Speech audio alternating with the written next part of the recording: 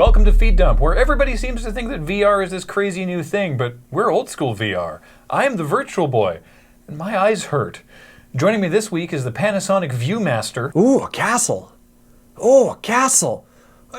I think my disc is stuck. And a stereoscope. Ooh, we must all pray that man never combines this technology with a zoetrope.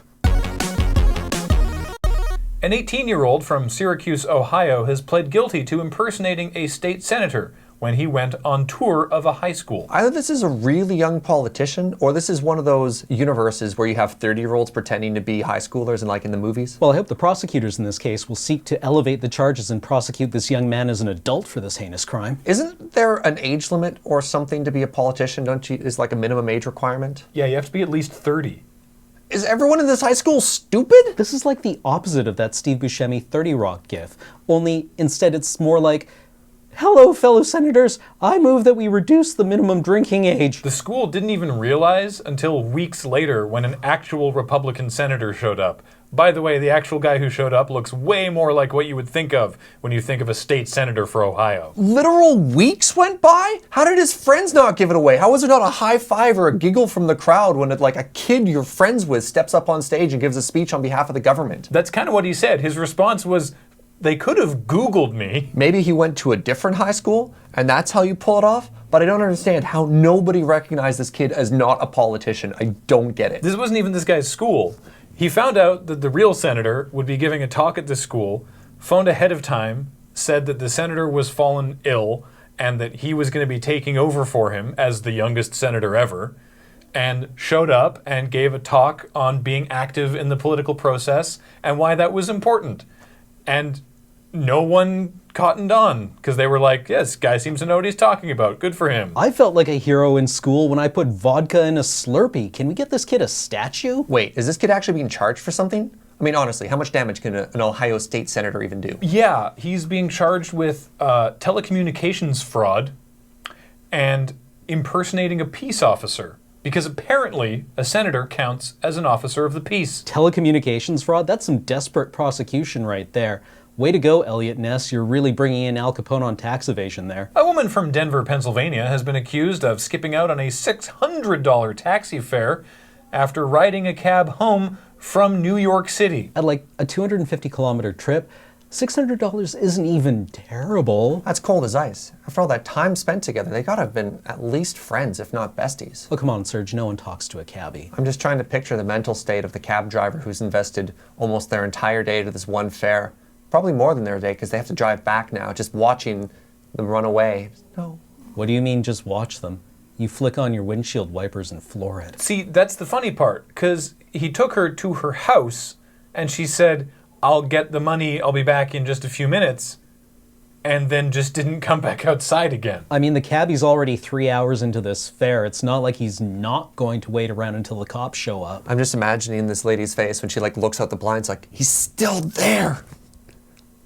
No! I have to know the circumstances in which you call a cab for an intercity trip.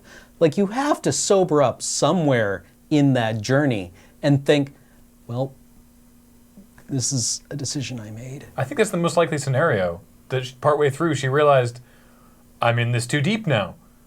Now I can't get out of it. I just have to run inside and hope he goes away. Yeah, it's a little late to be like, oh, I actually got my address wrong. It's the one next... Oh, I'm so screwed. Come on, you had 3 hours and that's your plan? It's not like he's a Jehovah's Witness. A North Carolina man was pulled over for a burnt-out taillight, and when the officer ran his plates, realized that there was an outstanding arrest warrant for the man for failing to return a rental VHS tape from 14 years ago. Well, that's some Red Dwarf tier larceny. I'm just trying to follow the paper trail here. So it's like, Blockbuster calls the cops. Cops put it onto paper. This is before the internet. They upload the paper onto the internet, and then it gets to here? That's amazing. That is some due diligence on the behalf of this poor minimum wage video employee. Was this at least a movie with 2 tapes, like a Braveheart or a Titanic? Or wait, was this the guy who didn't return the 3rd tape in Gundam? No, I don't know what's going to be more embarrassing for this guy. That he has an outstanding arrest warrant, 14 years old, for not returning a VHS tape.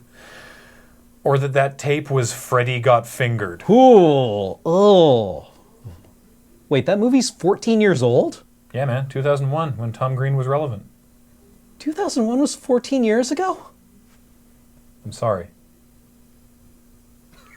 I'm going to die soon. I don't get it. How do you get an overdue charge on a movie that nobody has ever rented? Did he just like Freddy Got Fingered so much that he kept it? Or was he so angry with it that he snapped the tape in two and threw it away? Because, no joke, Freddy Got Fingered is the only movie I have ever walked out of. The scene where he's spraying Rip Torn with elephant jizz. I choose to believe that it went into a wood chipper. But what if it didn't? What if he liked it? Are we safe with this man in prison?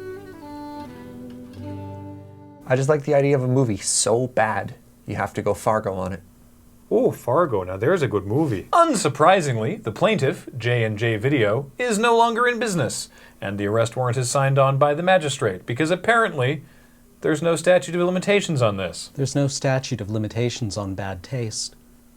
Freddy Got Fingered happened, and it happened to all of us. The police did allow him the dignity of not arresting him at the traffic stop, and trusting that he would go voluntarily to the police station later in the day to be served the warrant. At which point, they took him in handcuffs to the courthouse. In handcuffs. In the biopic of this man's life, this scene will play over a montage with Elliott Smith's Needle in the Hay as the camera shifts back and forth between him loading Freddy Got Fingered into the VCR and slipping a gun into his mouth. Now I kind of want to see the last 10 minutes of this movie. I don't, really. But kinda? Until next time, there may be better sources for news, but they don't have this hat, because this hat was made for us by Mara. And you see feed dump, we've got the Loading Ready Run logo on here. It's very on brand, which I appreciate immensely. So, thank you, and hang on. Let me know when the words feed dump are centered. Yes, there we go. Wait. Ooh, actually. My eyes are so warm.